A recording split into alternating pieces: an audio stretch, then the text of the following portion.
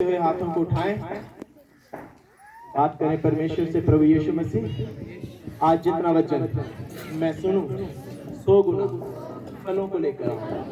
अंधकार की शक्तियां इसे मुझसे चुरा ना सकें। अगर मुझ में कोई कमी है वो आज इस वचन के द्वारा मेरे जीवन से जाती रहे। अगर मुझ में घमंड है आज इस वचन के द्वारा मेरे जीवन से जाता रहे। तेरी महिमा मेरे जीवन का उद्देश्य हो, तेरी महिमा मेरे जीवन का लक्ष्य हो। प्रभु यीशु के सामर्थ्य नाम में हम मांगते हैं, आमीन। तालियों के साथ थैंक यू जीसस। वचन कहता है कि परमेश्वर अपना वचन भेजकर लोगों को चंगा करता है और उन्हें छुड़ाता है। जिस भी सत्यानाश के गड्ढे में वो गिरे हैं उनसे उन्हें बाहर निकालता है, आमीन। आज आप किसी भी हालात में पड़े हैं, किसी भी मुश्किल में पड़े हैं, हल केवल परमेश्वर का वचन, आमीन। अगर आप ये सोच के चर्च आए हैं, देखो परमेश्वर का वचन कहता है कि ऐसी कोई जगह नहीं। परमेश्वर को यहोवा क्यों कहा जाता है? यहोवा शब्द का मतलब है कि जो हर जगह मौजूद है, आमीन।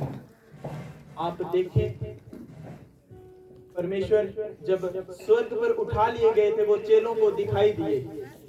प्रभु यीशु मसीह चेलों को दिखाई दिए। मरने के बाद जब उनको दफना दिया गया और वो तीसरे दिन मुर्दों में से जब जी उठे, जो उनके साथ चेले चलते थे उनमें से कुछ चेलों ने परमेश्वर को देखा और परमेश्वर ने उनसे बात की। लेकिन एक चेला वहां मौजूद नहीं था जिसका नाम था थोमा। और चेलों ने उसे बताया, तुझे पता हमने प्रभु यीशु मसीह को देखा, वो मुर्दों में से जी उठे हैं, हमसे उन्होंने बात की। और उसने कहा मैं नहीं मानता।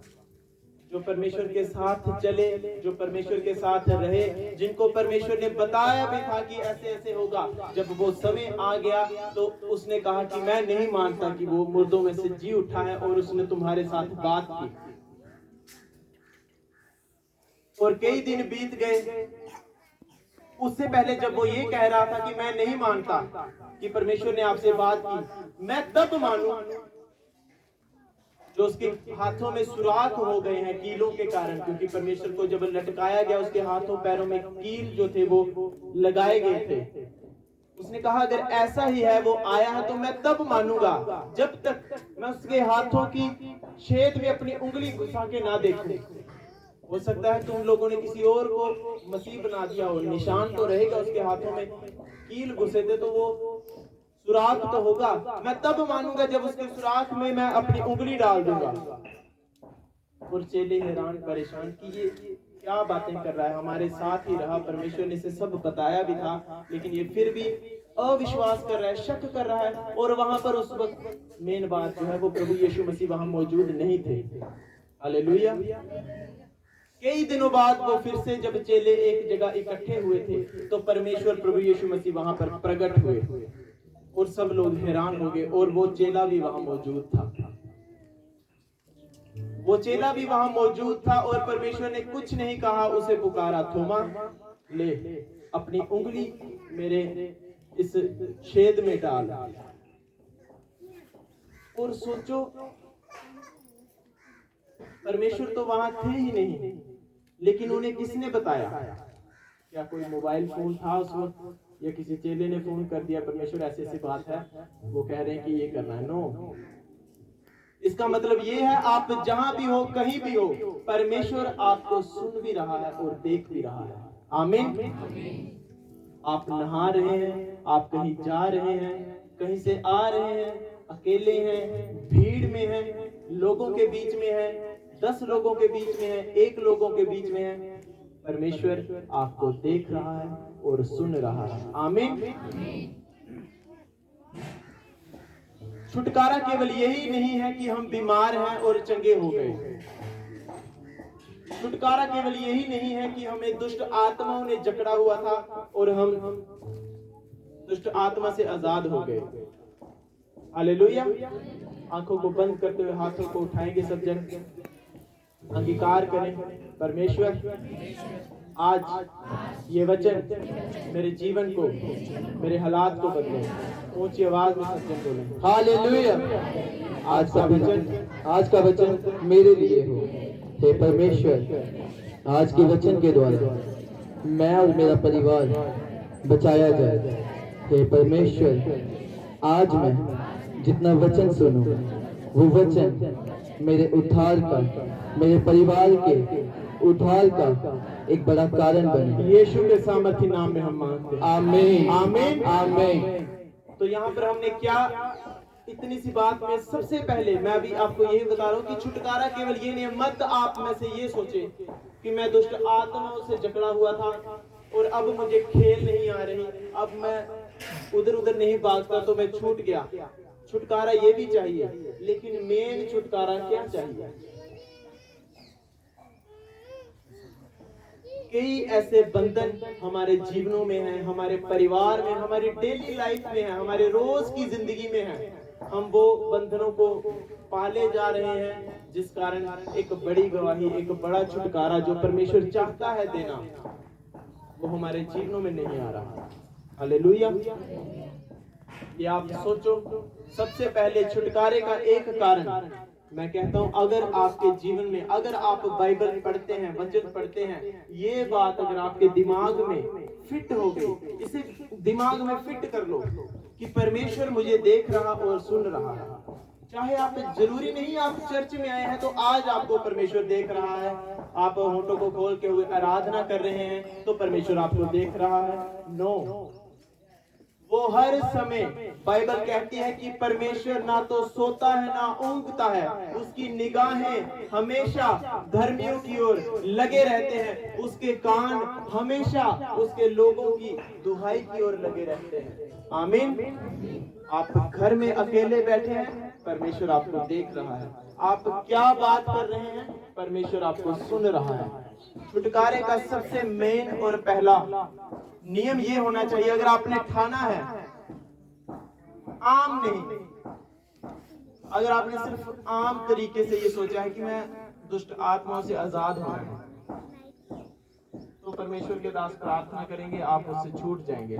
लेकिन वो छुटकारा आपने कैसे लाना है कि आपका पति शराब छोड़ दे, आपके बच्चे गलत संगति छोड़ दें, आपका परिवार आशीष की ओर बढ़े, आपका परिवार शांति की ओर बढ़े। वो छुटकारा आपके जीवनों में कैसे आएगा? क्या परमेश्वर के दास आपके साथ आपके घर में रहे? क्या ऐसा करने से छुटकारा आ जाएगा? नो। जब आप वचन पर चलेंगे, बाइबल कहती है कि जो स्वर्गदूत होते हैं, जो परमेश्वर के स्वर्गदूत हैं, जो उसने हमें दिए गए हैं, उन्हें भी वचन के प्रकाश मालूम नहीं है। जब एक सच्चे परमेश्वर के दास जब प्रचार करते हैं, परमेश्वर अपने भेद अपने लोगों पर जाहिर करता है। जो प्रचार कर रहा है उसके ऊपर परमेश्वर ने अपना भेद जाहिर किया है कि ये बातें बतानी है जो लोगों को नहीं पता। आपने कई बार देखा होगा, कई वचन आपने पढ़े होंगे, आपने अपनी, आपको जो परमेश्वर ने बताया, जो आपने अपनी समझ से लगाया, वो आपने थोड़ा सा समझा होगा। लेकिन उसी वचन को जब परमेश्वर के दास प्रचार करते हैं, वो कितना गहरा, कितनी गहरी बातें आपको पता चलती हैं, और आप सोचते हैं यार जब मैंने ये वचन पढ़ा मुझे ये बातें समझ क्यों नहीं है, मैं तो इतना पढ़ा लिखा हूँ। नो, परमेश्वर का आत्मा अपने दासों के ऊपर जाहिर करता है कि अब कलीसिया को इस चीज की जरूरत है, इसका भेद दे। और जो भेद परमेश्वर के दास जो प्रचार करते हैं, जब लोगों के ऊपर जाहिर करते हैं, बाइबल कहते हैं स्वर्गदूत भी वो प्रचार सुनते हैं। अगर आप बाइबल पढ़ें, आपको पता चले कि स्वर्गदूत भी प्रचार सुन के अपने आप को सेट करते हैं। आमीन। अगर आप बाइबल पढ़े, उसमें ये चीज लिखी है कि स्वर्गदूत भी, जो परमेश्वर के नबी होते हैं, रसूल होते हैं, जो उनके प्रचार को सुनकर वो अपना सराउंडिंग जो है, अपनी इर्द गिर्द जो है वो सुधारते हैं और उस पर काम करते हैं, क्योंकि उन्हें परमेश्वर के गहरे वेद नहीं पता। अपने गहरे वेद परमेश्वर केवल अपने नबियों पर, अपने दासों पर उतारता है, जो लोगों में फिर उन भेदों को जाहिर करते हैं, ताकि लोग सुधरे, लोगों के जीवन में परमेश्वर काम कर सके। आमीन।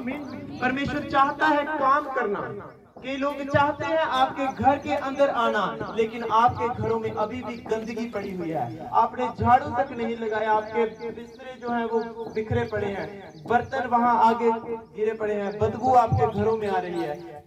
तो आना भी चाहता है आपके घर, वो भी नहीं आ रहा। आप इस बात को समझें। कई लोग आपके घर में आना चाहते हैं, लेकिन आपके घर की गंदगी को देखकर वो आपके घर में नहीं आ रहे। कई लोग आपके घरों में रहना चाहते हैं, कई लोग अच्छे लोग आपके घरों में रात बिताना चाहते हैं, लेकिन आपके घरों की गंदगी, आपके घर के जो हालात हैं उनको देखकर वो आपके घरों में आना नहीं चाहते। हालेलुया। उसी प्रकार परमेश्वर है, वो आपके जीवन में आना चाहता है, काम करना चाहता है, लेकिन जब वो आपके जीवनों को देखता है, आपके कामों को देखता है, आपके शब्दों को सुनता है, वो आ नहीं पाता। क्योंकि बाइबल कहती है परमेश्वर अपने वचन से हटकर काम नहीं कर सकता। हालेलुया। आप इस बात को समझ पा रहे हैं? परमेश्वर चाहता है, मत सोचो कि कोई ज्यादा पढ़ा लिखा है या कोई किसी का नाम ज्यादा है परमेश्वर उसी के जीवन में कार्य करेगा। नो, परमेश्वर ने सबको चुना अपनी महिमा के लिए। इनको बच्चों तक को चुना। लेकिन होता क्या है, जब वो हमारे जीवनों की ओर नजर मारता है, जब हमारे जीवन के ऊपर देखता है कि ये बंदे मेरे वचन को जानते हुए भी ये इन कामों में पड़े हुए, फिर वो अपना, मैं सच कहता हूं, परमेश्वर बाइबल में ऐसे बड़े वाक्य लिखे हैं जहां पर परमेश्वर ने अपना मन अपने लोगों के ऊपर से बदल लिया और उनको ये कहा कि अब बस तू मेरी आज्ञाओं पर नहीं चला, अब जो मेरी योजना थी मैंने तेरे ऊपर ये करने की, तुझे राजा बनाने की, तुझे ये राज देने की, अब मैं नहीं दूंगा। हालेलुया। परमेश्वर अपना मन बदल सकता है आपको बार बार लगातार। जब आप उसके वचन को तोड़ते जा रहे हैं, तौबा में नहीं जा रहे, पश्चाताप नहीं कर रहे हैं और एक रूटीन बना ली है, परमेश्वर मन बदल लेता है अपने आपके ऊपर से। हालेलुया। तो ये याद रखना है कि आज से जब भी आप कोई काम करें, याद रखना है परमेश्वर मुझे देख रहा है, मुझे सुन रहा है। मैं चर्च में आया हूं इसीलिए मुझे परमेश्वर नहीं देख रहा, मैं यहां से जब अपने घर भी जाऊंगा परमेश्वर मुझे देख रहा है, परमेश्वर मुझे देख रहा है। ऊंची आवाज में हालेलुया। बात को नोट करें, मैं फिर से कह रहा हूं, अगर आप ये समझ, सोचो क्या आप परमेश्वर को बेवकूफ बना सकते हैं? बाइबल कहती है कि परमेश्वर की बेवकूफी भी इंसानों की समझदारी से कई गुना अधिक है, कई गुना बड़ी है। अगर आप ये समझ रहे हैं कि मैं एतवार चर्च आऊंगा और लोगों को ऐसे दिखा दूंगा कि मैं बड़ा धर्मी हूँ और बाकी दिन कुछ भी नहीं, वो आप परमेश्वर को नहीं, अपने आप को धोखा दे रहे हैं। जो गवाही के लिए आप भाग रहे हैं, वो आपकी गवाही दूर दूर दूर हो रही है आपसे। अगर आप ये समझ के आए हैं कि मैं परमेश्वर के दास के सामने बड़ा मैं एक्टिंग करूंगा,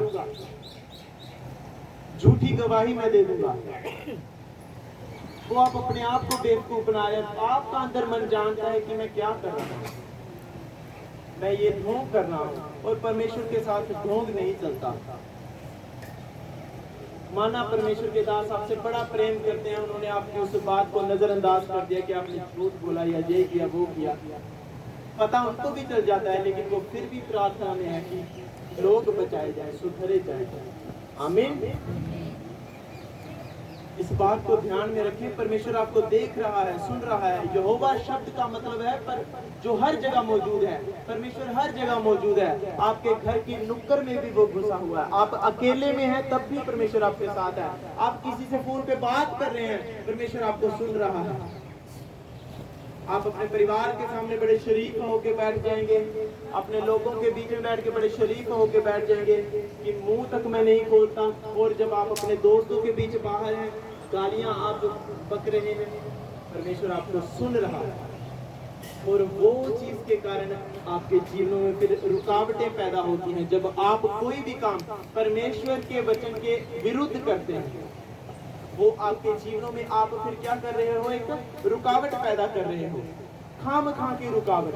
परमेश्वर ने आपको सीधा रास्ता दिया, लेकिन आपने परमेश्वर को के वचन को तोड़ा, जिसके कारण एक खड्डा आपके आगे आ गया। अब आपको जहां से घूम के फिर यहाँ जाना पड़ेगा। मतलब कि आप अपने समय को बढ़ा दिया, अपनी मुश्किल को खुद बढ़ा दिया। एक मुश्किल है जो परमेश्वर आपको देगा आपको परखने के लिए। उसमें परमेश्वर कहता है कि अगर मैं तुझे वो मुश्किल दूंगा, वो चाहे तू फिर जल के बीच में से भी होकर अगर निकलेगा ना, तो जल तुझे डुबो नहीं सकेगा। आग के बीच में से होकर जाएगा, तू जलेगा नहीं। लेकिन कौन सी मुश्किल, कौन सी परीक्षा जो परमेश्वर आपको देगा, वो उस मुश्किल में, उस परीक्षा में नहीं जो आपने अपने आप डाली है। हालेलुया। ध्यान में रखना है, आज से इस बात को पल्ले बांध लेना है कि परमेश्वर मुझे देख रहा है, मुझे सुन रहा है।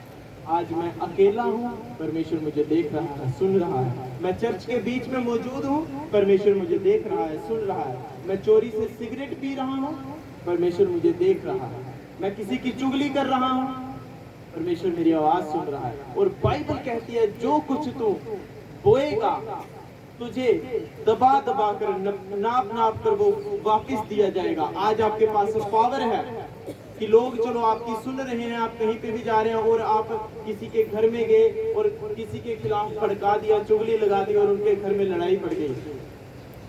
वेट करो, फिर इंतजार करो जब वो लड़ाई आपके घर में भी आएगी।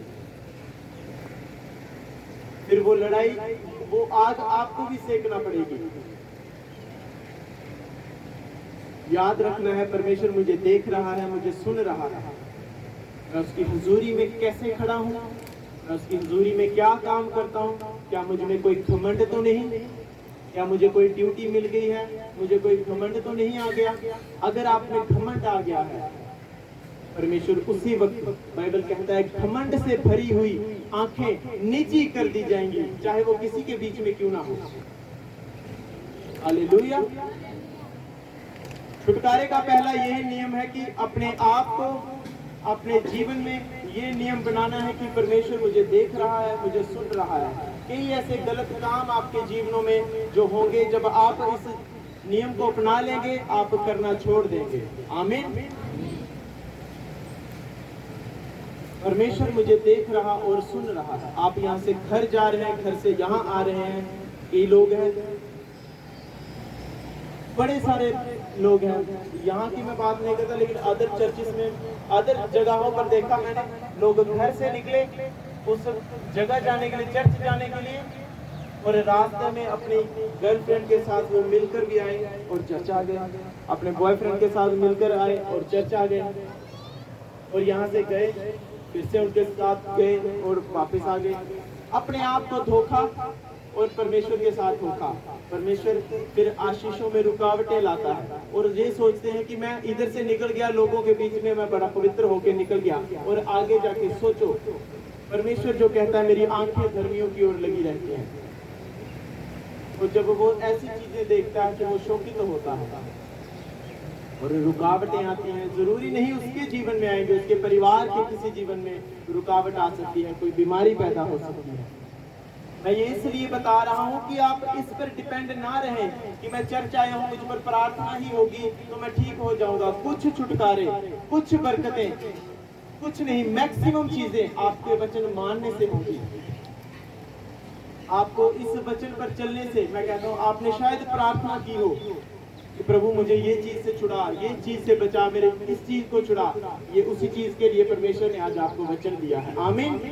आपके उस छुटकारे का, उस चंगाई का राज यही है कि आज से आपको यही रखना है कि मुझे परमेश्वर देख रहा है, सुन रहा है। मुझे परमेश्वर ने जब आशीष दी थी तो मैंने कैसे बिहेव किया, आज मेरे ऊपर दुख है, मुझे परेशानी है, तो मैं कैसे रिएक्ट कर रहा हूँ। परमेश्वर ने आपको खुशी में भी देखा, क्या आपने उसकी महिमा की, और वो दुख में भी देखता है कि अब इसके शब्द मेरे प्रति कैसे हो गए। परमेश्वर आपको देख रहा और सुन रहा है। आमीन। वचन नोट करें, पहला शमूएल 2 उसकी 30 आयत। पहला शमूएल 2 उसकी 30 आयत मैं पढ़ता हूँ, आप सब सुनेंगे। परमेश्वर का वचन कहता है कि इसलिए इज़राइल के परमेश्वर यहोवा की ये वाणी है कि मैंने कहा तो था कि तेरा घराना और तेरे मूल पुरुष का घराना मेरे सामने सदैव चला करेगा। परंतु अब यहोवा की वाणी है कि ये बात मुझसे दूर हो, क्योंकि जो मेरा आदर करे मैं उनका आदर करूंगा, और जो मुझे तुच्छ जाने वो छोटा समझा जाएगा। हालेलुया। परमेश्वर का वचन यहाँ कह रहा है कि मैंने कहा तो था, परमेश्वर ने अपने वचन में कहा कि मैंने कहा तो था कि तेरा घराना और तू मेरे साथ सदा चलता रहेगा, लेकिन अब गुस्सा आ गया परमेश्वर को। उसने कहा कि लेकिन अब ये बात मुझसे दूर हो, जो मैंने कही ये मुझसे दूर हो। बात ये है कि जो मेरा आदर करे मैं उसका आदर करूंगा, और जो मुझे बेकार जाने मैं उसे बेकार जानूंगा। हालेलुया। परमेश्वर कहता है कि मेरा जो आदर करेगा मैं उसका आदर करूंगा। कैसे करना है आदर, लोगों को नहीं मालूम। आप बैठे हैं, आप में से भी मैं कहता हूं 90% लोगों को नहीं मालूम कि आदर कैसे करना है। क्या होठों से आदर करना है परमेश्वर का? क्या ऐसा आदर परमेश्वर चाहता है कि आप होठों से परमेश्वर का आदर करते रहें कि यीशु बहुत महान है, यीशु चंगा करने वाला परमेश्वर है, यीशु छुटकारा देने वाला परमेश्वर है, वो एकमात्र जीवित परमेश्वर है, और आपके कर्म उससे मैच ना करते हो, आपका विश्वास उन शब्दों से मैच ना करता हो? क्या ऐसे आप आदर करेंगे परमेश्वर का? मैं कहता हूं आप 100 जने अगर बैठे हैं, 90 जनों को नहीं मालूम है कि परमेश्वर का आदर कैसे करना है। आज मैं आपको कुछ पॉइंट्स के बारे में इसमें बताऊंगा कि आदर परमेश्वर का हमें कैसे करना है और किन किन चीजों के साथ करना है। कुछ मैं आपको अगले संडे बताऊंगा। मैं आपसे वायदा करता हूं, सच कहता हूं, आपके जीवन की चाहे कितनी बड़ी मुसीबतें मुश्किलें क्यों ना हो, अगर आज जो मैं अभी आपको पॉइंट बताऊंगा आप अगर इस पर चलना शुरू कर देंगे, मैं कहता हूं ऐसे छुटकारे, ऐसी बरकतें, ऐसी चंगाइयां आपको मिलेगी जो आपने मांगी भी ना होंगी, जो आपने सोची भी ना होंगी। हालेलुया। मैं क्या कह रहा हूं, जो आपने मांगी भी नहीं, जो आपने सोची भी नहीं होंगी, और जो आपने कभी सपने में भी नहीं देखी होगी, ऐसी चंगाइयां, ऐसे छुटकारे परमेश्वर आपको देगा। लेकिन कब? जब आप परमेश्वर का आदर करना शुरू कर देंगे। आज मैं यहाँ प्रचार कर रहा हूँ, हमारे इस नगर में बंदगी चल रही है, परमेश्वर का पवित्र स्थान बना है। कैसे बना? परमेश्वर का आदर। सोचा नहीं था, मैं सच कह रहा हूँ, मैं अपने जीवन में हमारे परिवार ने कभी भी नहीं सोचा था कि ऐसे चर्च लगी हुई है ये, या कोई प्लानिंग की। नो, नहीं सोचा था। केवल वचन सुन लिया कि परमेश्वर का आदर करना है इन तरीकों के साथ, और उस वचन को फॉलो करते गए, और परमेश्वर ने बिन मांगे कई चीजें दे दी, आप लोगों के साथ मिलाया, अपने वचन को प्रचार करने के लिए भेद दिए, आराधना करने के लिए उसने आत्मा दिया। कैसे कैसे मिला ये सब? ये नहीं मांगा मैंने, मेरे परिवार तक ने नहीं मांगा, किसी ने तक नहीं मांगा कि हमें चर्च दे, हमने चर्च चलानी है। आपको मैं सच बताऊं, परमेश्वर की दया है, अनुग्रह है कि उसने ये हमें सिस्टम दिया। और अगर हम ये सोचेंगे हमें ये मिल गया, अपने पूरे सिस्टम को चेंज करना पड़ता है जब ये चर्च चलानी पड़ती है। कई सारी ऐसी घटनाएं हैं जो अपनी जेब से पूरी करना पड़ती हैं इस चर्च के लिए।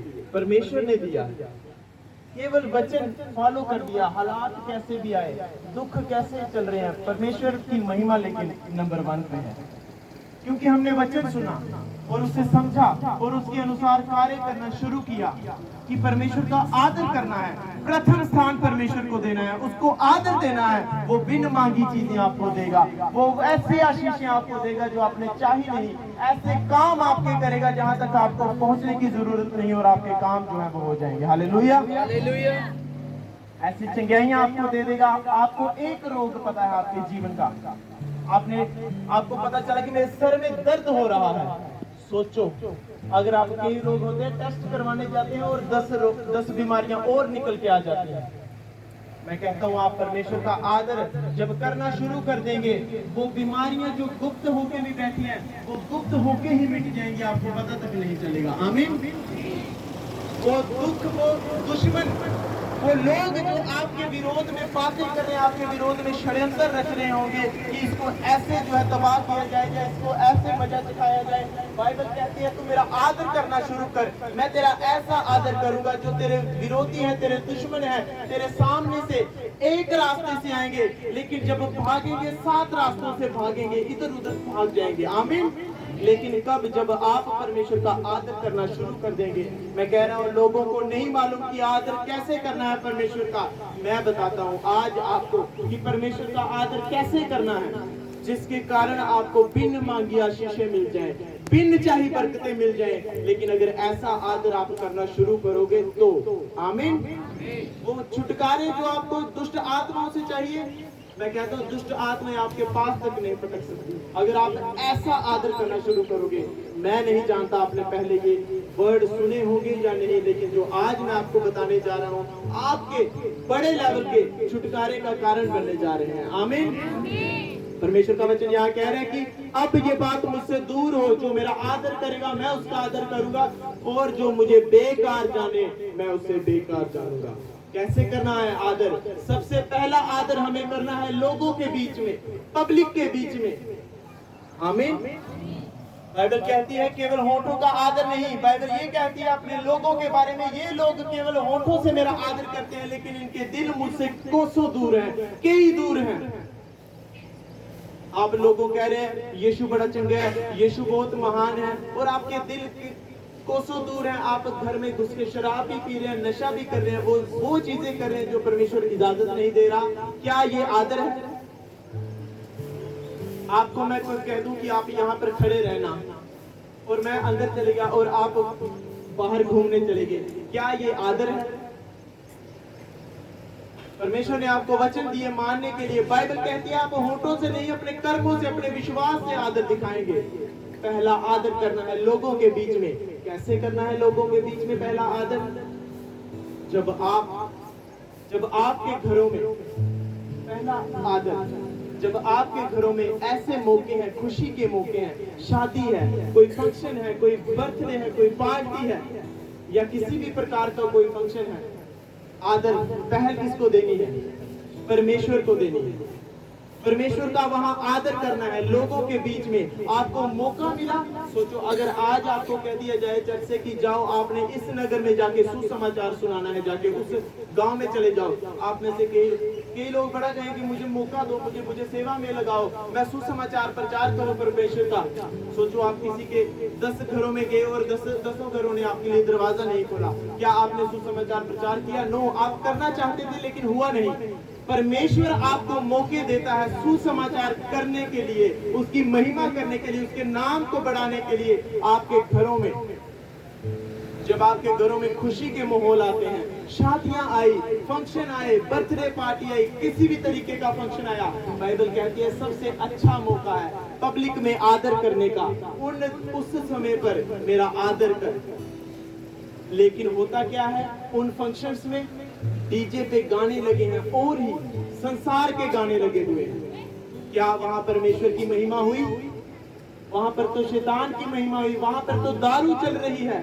आज लोग खड़े हो जाते हैं यहाँ बोलने की, आप बहुत ऊंची ऊंची आवाज में आपके स्पीकर चल रहे हैं, या बड़ी सारी आप ऐसे बातें कर रहे हैं। मैं कहता हूँ उनके घरों के फंक्शनों में जाओ, ऐसे अश्लील गाने चल रहे होते हैं जिस पर वो भाई और बहनें खुद नाच रहे होते हैं। जो गाने अगर आप उनका मतलब समझने लगो, आप कहोगे इतने गंदे गाने, और आज भी लोगों के घरों में बजते हैं जब पार्टियां, जब शादियां होती हैं, और लोग अपनी बहनों के साथ, अपने माओ के साथ उस पर डांस करें गंदे गानों पे, तब लोगों को कोई दिक्कत नहीं होती, क्योंकि वहां पर शैतान अपनी महिमा करवा रहा है उन गानों के जरिए, उन कामों के जरिए। आपको मौका मिला, आप अगर सच्चे मसीही हो, बाइबल कहती है केवल होठों से मेरा आदर नहीं, अपने कर्मों से, अपने विश्वास से आदर करना है। आपके घर में आज से जो भी फंक्शन आए, परमेश्वर को महिमा देनी है उस फंक्शन में। आमीन। परमेश्वर की आराधना वहां की जाए, परमेश्वर के प्रचार को वहां किया जाए। एक समय निकालो वहां की लोग, उस समय आप लोगों को बुलाओ और परमेश्वर का वचन प्रचार करो कि मसीह में हम हैं और हमारा परमेश्वर कहता है कि हमारे घर में जब भी कोई खुशी का माहौल हो तो ये चीजें वहां पर किया करो। परमेश्वर की आराधना करो, परमेश्वर का वचन लोगों को सुनाओ, परमेश्वर के वचन के अनुसार के काम वहां किए जाओ, ना कि वहां पर शराब चले। सोचो, जो शादियां होती हैं वहां पर जब शादी हो रही है, आपके घर में शादी है, आपके घर में किसी की शादी है, वहां पर आपने बड़ा डीजे लगा लिया, शराब वाले गाने चल रहे हैं, हथियारों वाले गाने चल रहे हैं। और होना क्या चाहिए जब शादी दो जनों की हो रही है? वो ऐसा समय है जहां पर परमेश्वर मौजूद होना चाहिए सबसे पहले, क्योंकि उनकी आगे की जिंदगी को आशीष कर देने के लिए कोई वहां मौजूद होना चाहिए, और आशीष का सोता केवल परमेश्वर है।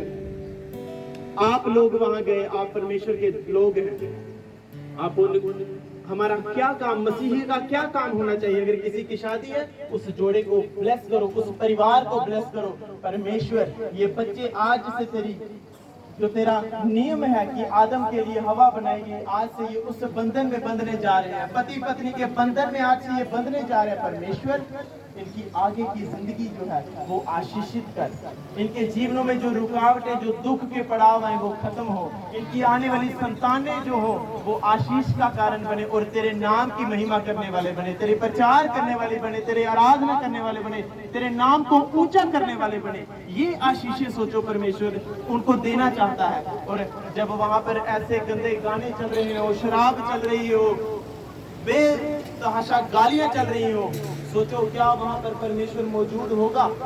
कभी नहीं होगा। और जो आशीषें परमेश्वर ने उस जोड़े को देनी थी, वो उस आशीषों से भी वंचित रह गए। हालेलुया!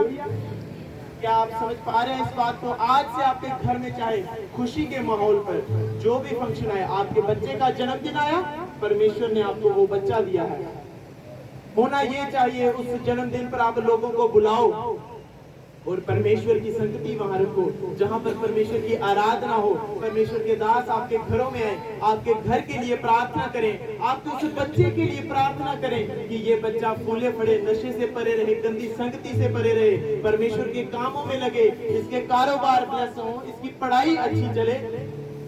आपने जब परमेश्वर को वहां महिमा दी, आपने परमेश्वर को लोगों के बीच में आदर दिया, परमेश्वर आपके आदर को बढ़ाएगा। आमीन।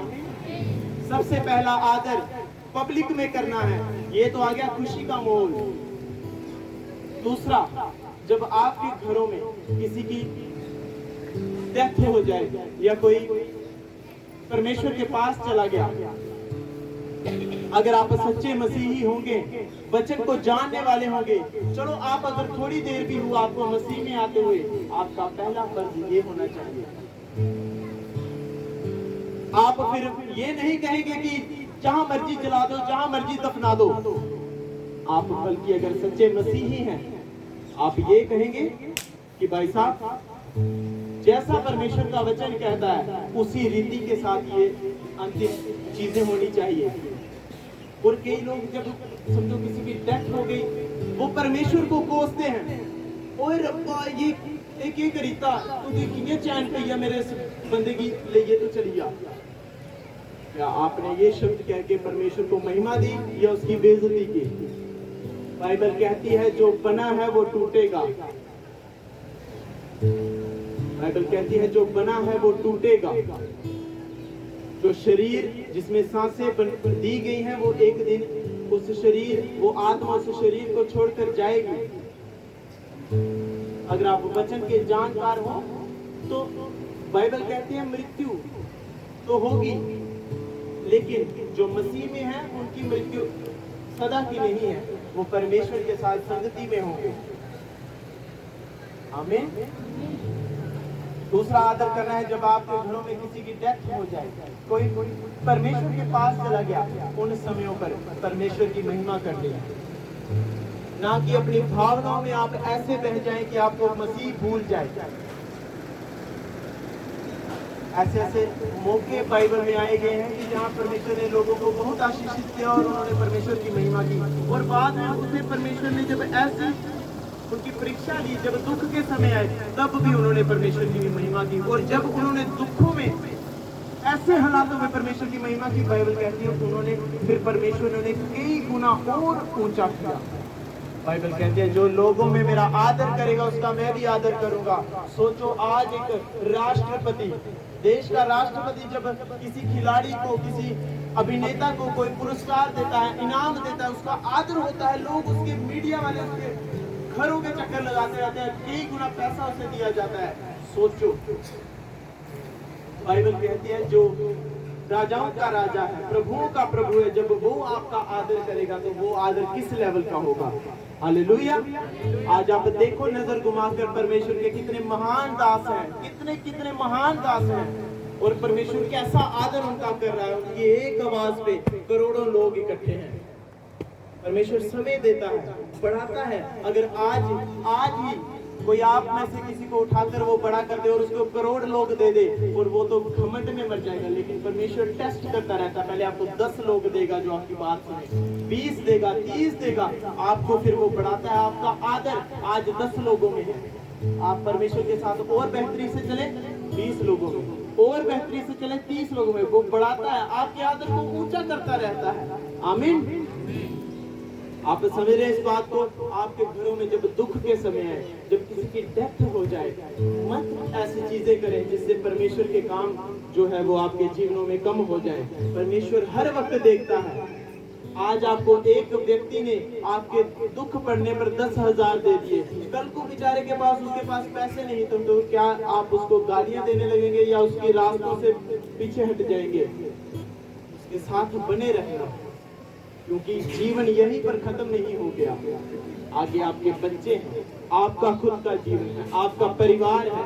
एक व्यक्ति के जाने के लिए क्या आप आगे वाले जीवनों को तबाह कर देंगे, परमेश्वर की संगति से दूर कर देंगे?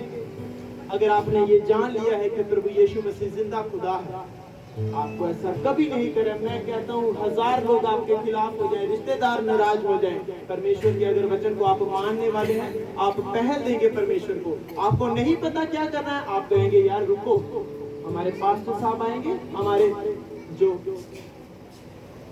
हमारे गुरु हैं, हमारे मेंटर हैं, हमें वो बताएंगे, जैसा वो बताएंगे नहीं वैसा करेंगे। आपकी शादियों में आपको पता नहीं है कि मसीह रीति रिवाज क्या है, आप अपने अगुओं से पूछेंगे, आप आए हमें बताएं कैसे करना है, हम स्टैंड लेते हैं। आपके घरों में डेथ हो गई, आपको नहीं पता कि कैसे लास्ट जो अंतिम काम कैसे किए जाते हैं, आप लोगों की बात नहीं सुनेंगे, उन लोगों की जो मसीह से नफरत करते हैं, जो मसीह को जानते तक नहीं। आप रुकेंगे, आपके जो अगुए हैं उनकी आज्ञाओं को मानेंगे। अगर आप परमेश्वर से प्रेम करते होंगे, आप उन आज्ञाओं को मानेंगे और उसी रीति के साथ कार्य करेंगे जो परमेश्वर का वचन हमें कहता है। आमीन। लोगों के बीच में जब आप आदर करना परमेश्वर का शुरू कर देंगे, मैं कहता हूँ कई सारे आपके ऐसे काम होंगे जो जिनके लिए आपको प्रार्थना करने की जरूरत नहीं होगी। आमीन। पहला आदर पब्लिक में करना है, लोगों के बीच में करना है। लोगों के बीच में आदर करने के यही मौके हैं जब आपके घरों में शादियां होगी, जब आपके घरों में कोई मर गया, उस वक्त आप परमेश्वर के वचन को कितनी अहमियत देते हैं, सही टेस्ट आपका तब होता है। हालेलुया। आप केवल होठों से बोलते रहेंगे कि मैं परमेश्वर का बहुत आदर करता हूँ, बहुत सेवा करता हूँ, पब्लिक में आदर करने का समय आया, आपने जीरो। बाइबल कहती है मैं भी तुझे नहीं जानता, मैं नहीं जानता। बाइबल कहाँ कहती है कि फिर तू बोलेगा मैंने तेरे नाम में बड़ी दुष्ट आत्मा निकाली, मैंने तेरे नाम में इतनी सेवा की। परमेश्वर का वचन वहाँ सीधा कहता है कि मैं नहीं जानता तुझे। अगर तू मेरा लोगों में आदर नहीं करेगा, मैं तेरा आदर नहीं करूंगा। हालेलुया। बात कड़वी है, बात टेढ़ी मेढ़ी है कि ये क्या है, लेकिन वचन यही है। वचन यही कहता है कि हमें यही करना है, चाहे हालात कैसे भी हो। रिश्तेदार नाराज हो जाए, आपके शादियों में ना आए, आपकी शादियां हैं, आप मसीह की आराधना लगाओ, मसीह सॉन्ग्स लगाओ। ऐसे मसीह सॉन्ग्स हैं जहां पर लोग नाच के चले भी जाएंगे, उन्हें पता भी नहीं चलेगा कि ये मसीह सॉन्ग्स थे, और आनंद के साथ जाएंगे, क्योंकि परमेश्वर की हुजूरी वहां होगी, और जब आप खुशियों में परमेश्वर को आदर देंगे, परमेश्वर उन खुशियों को कई गुना और बढ़ाएगा। आमीन। आप अपने किसी भी प्रकार के फंक्शन आपके जीवनों में हो जो खुशी के हैं, जब आप उस खुशी में परमेश्वर का आदर करेंगे, परमेश्वर आपकी खुशियों को बढ़ाएगा। आपने दुख में परमेश्वर की महिमा की, परमेश्वर आने वाले दिनों में सुखों के साथ आपको ब्लेस करेगा। आमीन। आपकी जो घटी हो गई, उस दुख के कारण जो आपके घटी हो गई, आपके जीवन कुछ नाश हो गया, कोई व्यक्ति आपका चला गया जीवन से, आने वाले दिनों में परमेश्वर आपको ऐसे लोग देगा जो उन लोगों की घटियों को पूरा कर देंगे। आमीन। आदर करना है हमें। आप चर्च में आए, परमेश्वर ने आपको चुना, आपको सेवा दे दी गई, आपके पास बड़ा अच्छा मौका है, मैं कह रहा हूं, आदर करने का, परमेश्वर का, उसके वचन को दिखाने का। आपको आज 10 लोग मिले हैं सुसमाचार प्रचार करने के लिए इसी भवन में, लोगों के बीच में आदर जरूर करें। आपको परमेश्वर ने कोई गवाही दी है, जरूर गवाही के साथ उसका आदर करें पब्लिक में। आप समझ रहे हैं?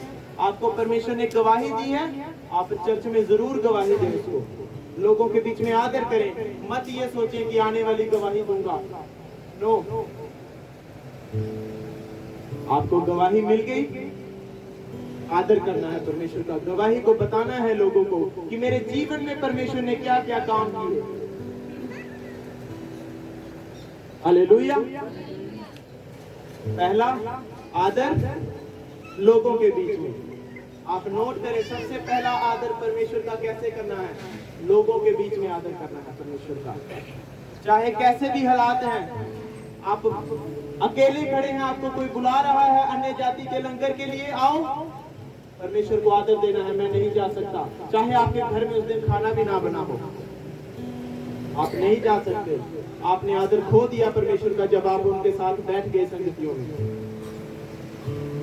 फिर आप ये नहीं मांग सकते कि अब परमेश्वर मुझे चंगा करेगा, मुझे छुड़ाएगा, मेरे परिवार को बरकत देगा, मेरी आशीषें जो है वो डबल करेगा। नो, फिर वो आपके लिए वचन नहीं रहा।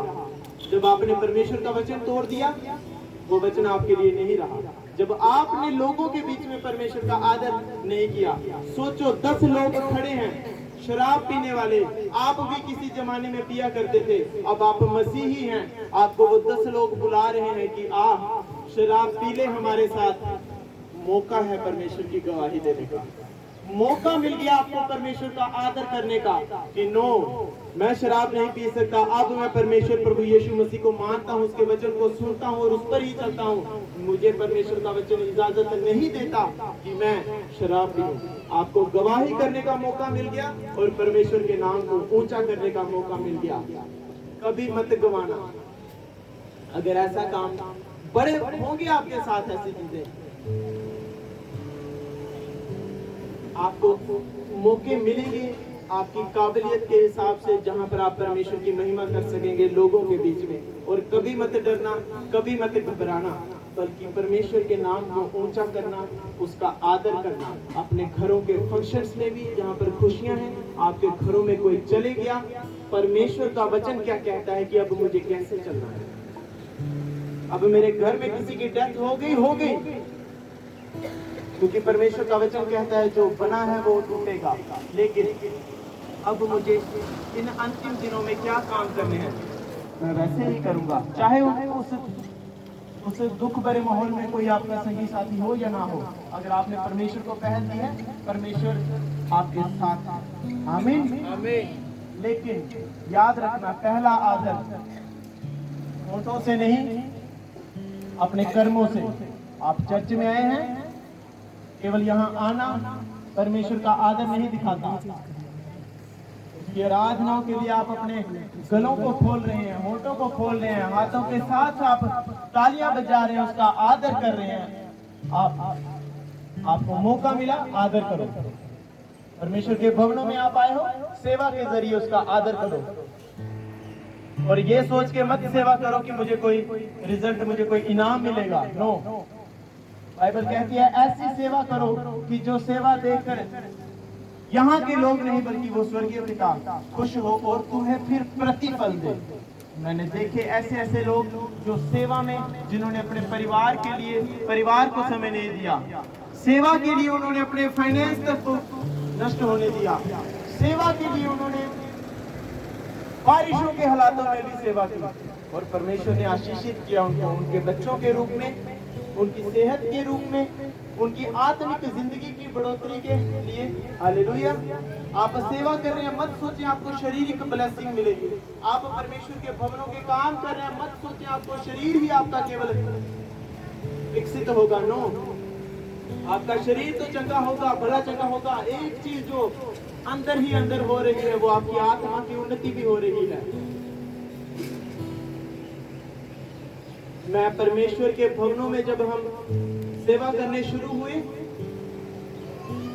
मैं सच कह रहा हूं, परमेश्वर आत्मा में उन्नति करता है, आत्मा में आपको बढ़ाता है।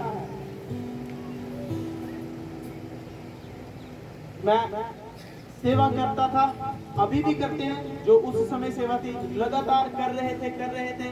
ये नहीं मांग रहे थे कि मुझे आत्मा में उन्नति करो, मैं प्रेयर करूं लोगों के लिए, या मैं प्रचार करूं, या मैं आराधना करूं। नो, सिर्फ सेवा, क्योंकि बच्चे जान चुके थे सेवा करनी है, चलो शरीर चंगा हो जाए। लेकिन अंदर ही अंदर आत्मा भी उत्पन्न हो रहा था, वो भी बढ़ रहा था। आराधना करने का वरदान आ रहा था, प्रचार करने का वरदान आ रहा था, मैनेजमेंट करने की जो परमेश्वर आइडिया दे रहा है, आत्मा उन्नति कर रहा है। लोगों के लिए प्रार्थना करने के लिए वो होठों को खुला रहा है, वचनों को दे रहा है, लोगों के लिए प्रार्थना करने का वरदान आ रहा है। आप में से मैं कह रहा हूं, आज से इस वचन को नोट रखना। पब्लिक में जब आप लोगों के सामने परमेश्वर का आदर कर रहे हैं, परमेश्वर आपके शरीर को, आपके परिवार को, आपके फाइनेंस को, आपके जीवनों को बढ़ा रहा है, लेकिन आपकी आत्मा की उन्नति भी कर रहा है, जिसके कारण आप भी अपने नगरों में, अपने घरों में, अपने आस पड़ोस में जान पाओगे। आपके लोग जान पाएंगे कि ये परमेश्वर के लोग हैं, इनके द्वारा मसा बहता है। आमीन। पहला आदर पब्लिक में। दूसरा आदर हमें करना है अपने धन के द्वारा। बाइबल कहती है कि अपनी संपत्ति के द्वारा परमेश्वर की महिमा करो। भूमि की पहली उपज दे देकर यहोवा के भवनों में लाओ। हालेलुया। नीति वचन 3 उसकी 9 आयत मैं पढ़ूंगा, आप सब सुनेंगे। दूसरा आदर करना है अपने पैसे के द्वारा जो परमेश्वर ने आपको दिया है। बाइबल का वचन यहाँ कहता है कि अपनी संपत्ति के द्वारा और अपनी भूमि की सारी पहली उपज दे देकर यहोवा की प्रतिष्ठा करना। इस प्रकार तेरे खत्ते भरे और पूरे रहेंगे और तेरे रसकुंडों से नया दाख मधु उमड़ता रहेगा। आमीन। अपने पैसे के साथ बाइबल कहती है अपनी संपत्ति के द्वारा, अपनी संपत्ति जो आपकी इनकम है उसके द्वारा परमेश्वर की महिमा करनी है, और अपनी भूमि की पहली उपज दे देकर। पहली उपज क्या है? पहला फल। ये गहरी बात है। पहला फल दे देकर परमेश्वर की महिमा करनी है। एक तो महिमा करनी है अपनी इनकम के द्वारा। नोट करें, जितने जन चर्च में जो मेन टीम है वो नोट करें इस बात को, एक गहरा वेद आपके लिए है। बाइबल कहती है कि अपनी संपत्ति के द्वारा परमेश्वर की महिमा कर। संपत्ति क्या है? अपनी इनकम जो आपको मिल रही है उसके द्वारा टाइप दे। दूसरा, भूमि की पहली उपज जो आपने लगाया है उसका पहला फ्रूट। आपके जीवन में नया साल चढ़ा, पहले महीने का फ्रूट, आपके हफ्ते का पहले दिन का फ्रूट, महीने का पहले दिन का फ्रूट, जीवन के पहले दिन का घंटा, पहले दिन के मिनट। आप उठे,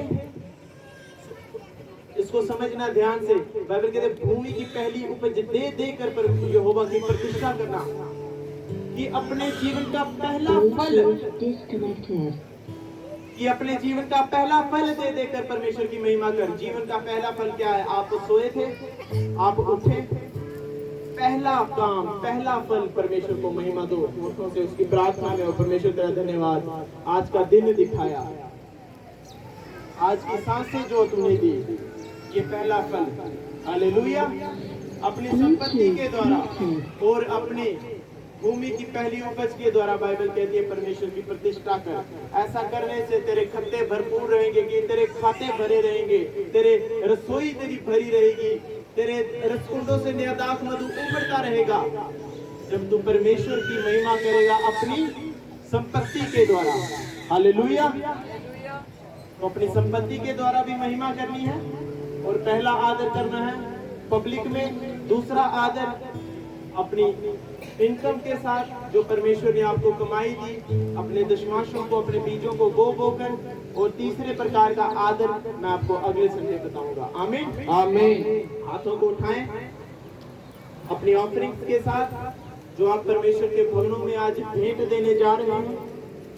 बाइबल कहती है अपनी संपत्ति के द्वारा परमेश्वर की महिमा कर। समय है अपनी इनकम के द्वारा परमेश्वर की महिमा करने का।